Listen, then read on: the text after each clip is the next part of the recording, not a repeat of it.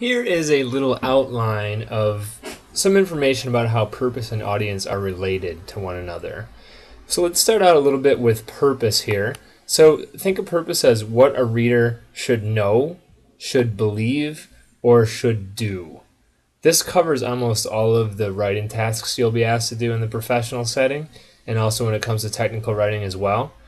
But you should also, from a more persuasive point of view, you could think about that your primary purpose is to blank so that my audience blanks. Okay, so my primary purpose is to explain information about using this product safely so that my audience is free from danger and my company is free from being sued, for example.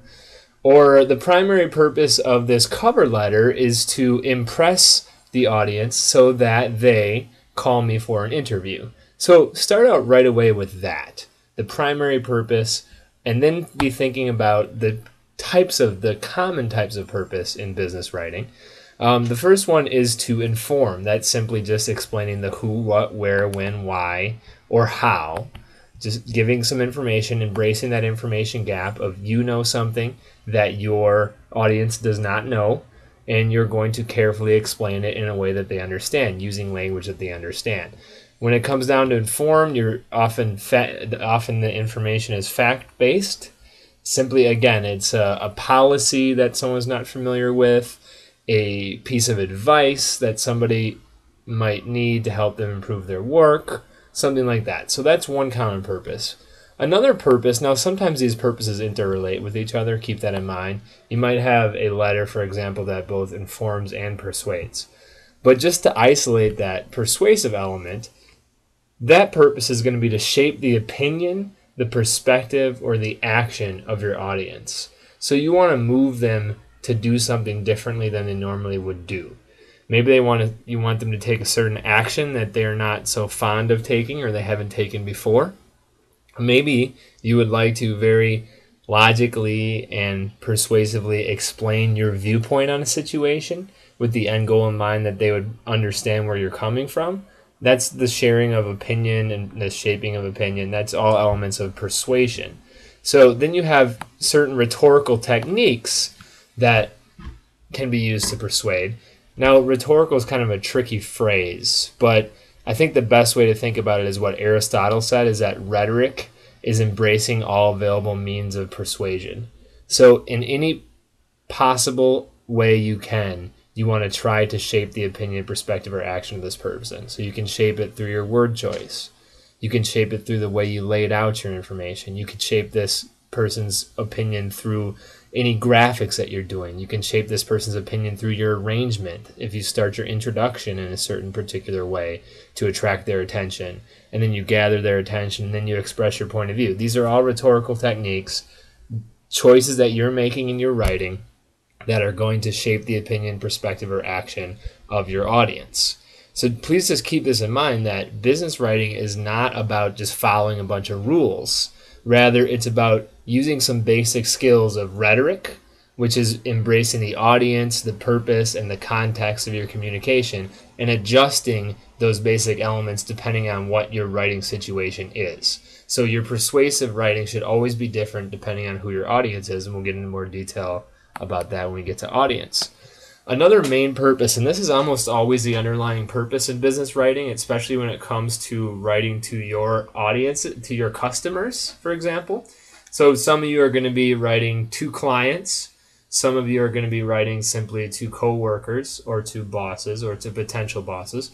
But whoever you're writing to, there's always the underlying purpose in professional writing to generate goodwill, to make somebody feel good about the exchange that's taking place, to establish that relationship. Relationship is everything in the business world.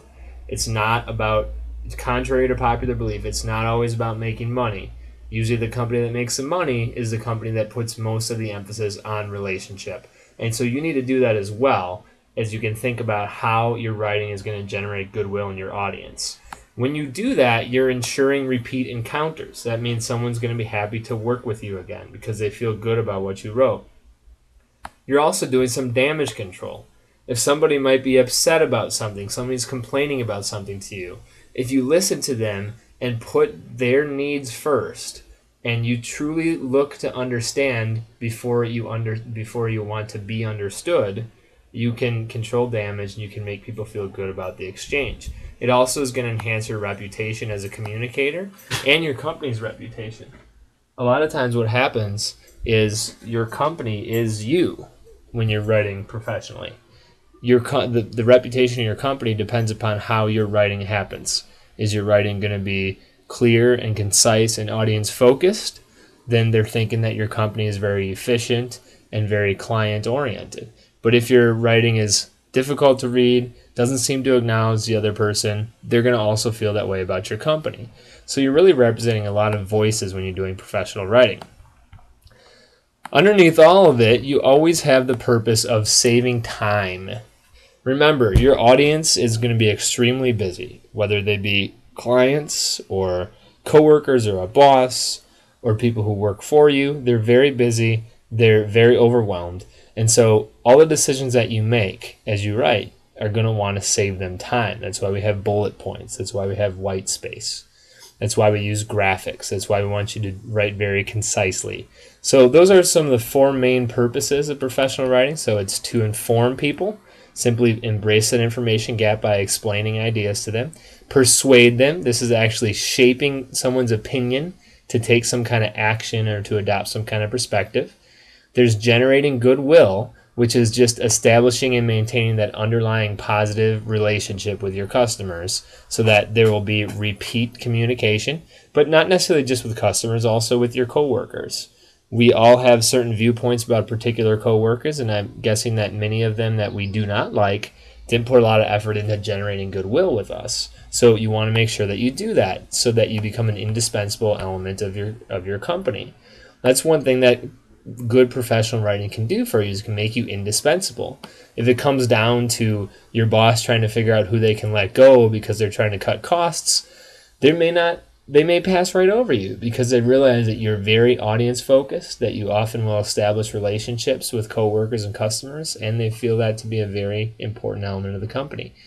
So let's talk a little bit about audience. This is just a very brief overview of audience because audience could probably take us all semester to discuss. First thing you need to know about it is it is by far the most important thing you can possibly consider when it comes to professional writing. You exist to serve your audience. Your choices should exist in your writing to serve your audience. Think about their language, think about their perspective of you, etc. So one tip I want you guys to remember is something called U-View. And this is where you word all your communications from the perspective of the audience. Instead of saying that you would like the audience to do something for you, for example, you would say that you would like to do something for the audience. Sometimes this involves shifting your language a little bit. You know, you'll hear this sometimes if someone needs help in an office, right? And they're trying, let's say they send you an email, they need help moving something to a new office. They'll often will say, "Will you please help me move something to a new office?" And that's okay, but that's very me focused. If they're doing U-View, they might say something like, "I know you mentioned wanting to get up and walk around a little bit because you get kind of tired of sitting by your cubicle all the time. And you also mentioned wanting to get a little bit of exercise. I'm wondering if you could help me move, and that'll give you that exercise." So you see, like, I still tried to get what I wanted to. I wanted someone to help me move offices, but I expressed it from the perspective of the person that I wanted to help me. So I thought about how it's going to benefit them instead of how it's going to benefit me. So that's what the U-View is. And we'll talk a lot about that. You probably saw it in your textbook. And I want to see that in all the writing that you do in this semester. That is actually a component of the grades for a lot of the final papers, is that you adopted the perspective and the viewpoint of your audience. So how can you do that? Well, embrace a few characteristics. Consider some characteristics of your audience as you're analyzing your writing task. So you sit down, okay, and you're thinking about, here's my purpose, here's what I want to try to accomplish, and now you're thinking about, who am I writing this to? What is their general knowledge about the topic?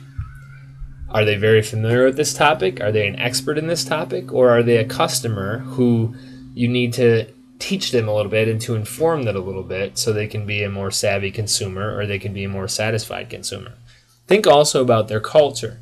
Now, first and foremost, you always want to think about ethnicities and race, But culture is a very broad term. It also relates to religion and sexual orientation and regional identities. People on the northeast of the United States act much differently in the business world than people, for example, in the Midwest. So those are all elements of culture. You also want to think about socioeconomic status as an element of culture. People who make $20,000 a year exist in a completely different culture from those who make $200,000 a year. So you need to be thinking about all these aspects of their identity. You need to understand what their identity is, and you need to embrace that identity and help them to realize that you did embrace that in your writing. Also be thinking about their role in organization. Is this someone who is above you in the hierarchy? Someone who has authority over you? Or is it someone who's under you or equal to you? That's going to affect a lot of elements of your writing, including your tone, your voice, and your approach. Think about what is important to them. What really matters to this audience? Their values. Think about their experience in the field and what they know and don't know about what you're discussing. That's very similar to general knowledge and education level. I also want you to think about the previous subject knowledge. Now, a lot of times when you're writing in the professional writing setting, you don't have to tell your audience a lot of things because they've been working on something with you and you're simply adding on to that. So think about what you've already addressed with that audience and don't repeat stuff that they already know. Think also about their emotional feelings about the subject. Are they very hostile about this? Are you talking about layoffs or furloughs or cost cutting? In which case your employees will often be very hostile. Or maybe are you talking about vacation, in which case your employees are going to be very open and excited about it. That's going to affect the approach that you take to your writing because it's going to affect the way that you address your wording, your paragraphing, your sentences, sentence length, etc. Think about their access to resources. This is largely something you want to consider as you're deciding the type of media you want to use. Your audience may not have access to the internet, so an email is not going to be your best type of media with that particular audience, for example. What are their priorities? What are they putting before your letter? What are they reading before your letter? And how can you appeal to that? How can you help your letter to get higher on the priority list? The physical context. This is all the concrete location where they are. Are they in an office? Are they sitting on a chair? Are they standing? Are they doing some kind of work in a gloomy garage? Are they doing some work in the yard, out in the sun? When it comes to technical writing, are they working in a factory with machines? Are they working in a bike shop trying to repair bikes? You need to write an instruction manual that will appeal to that physical context where they're working. Is it a noisy place? Are there a lot of people around? Think about the physical location in which this person is communicating with you. Think about their mindset and psychological state when they receive the information. Are they going to be stressed out? Are they going to be worried? Are they going to be anxious about something or concerned about something? Think about the strengths and weaknesses that they have both as employees and as people, and think about their interests and fascinations because it's always an effective introduction to appeal to the interest of your audience. So those are a couple of the basic elements when it comes down to how audience shapes your purpose. We're going to continue to talk more about those things, and I want you to be thinking about how audience shapes purpose as you do the rest of your assignments for this sector. Thank you.